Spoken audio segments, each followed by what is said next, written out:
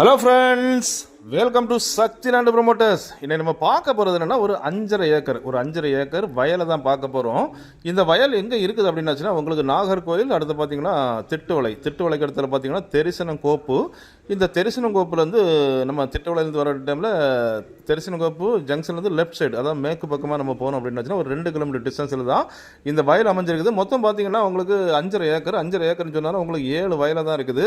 Single owner, ஒரே ஒரு owner தான், ஒரே ஒரு கையெழுத்து தான். ஸோ அப்படிப்பட்ட இந்த வயல் தான் நம்ம இன்றைக்கி சேல் கொண்டு வந்திருக்கோம். பக்கத்தில் பார்த்தீங்கன்னா வயலுக்கு மேல் சைடு, அதாவது மலையிலேருந்து இருக்கக்கூடிய ஆறு இருக்குது. அப்புறம் பார்த்தீங்கன்னா வயலை ஒட்டி ஒரு குளம் இருக்குது. எல்லா தண்ணிக்கு எந்த ஒரு ப்ராப்ளம் இல்லாத இதுதான். இப்போ நீங்கள் பார்க்குறீங்க, இதுதான் குளம். அதை நம்ம வயலை ஒட்டியே தான் குளம் இருக்குது. இதுக்கு பாதை அப்படின்னாச்சுன்னா இந்த குளம், இந்த அதாவது தார் ரோட்லேருந்து இந்த குளம் வருது. குளத்தோட நம்ம சுற்றி ஒரு பாதை வருது.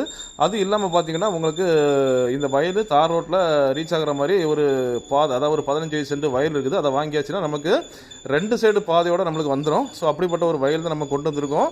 சென்ட்டுக்கு என்ன கேட்குறாங்க அப்படின்னாச்சுன்னா சென்ட்டுக்கு 30,000 ரூபா, ஒரு சென்ட்டுக்கு 30,000 ரூபா வச்சு கேட்குறாங்க. மொத்தம் 5.5 ஏக்கர் வயல்.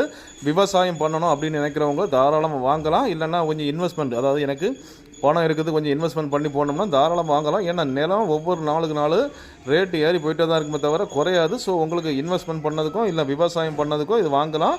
அப்படிப்பட்ட இந்த வயல் வேணும்னா உங்களுக்கு உடனே கிலோ நம்பர் கான்டாக்ட் பண்ணுங்கள். தேங்க்யூ.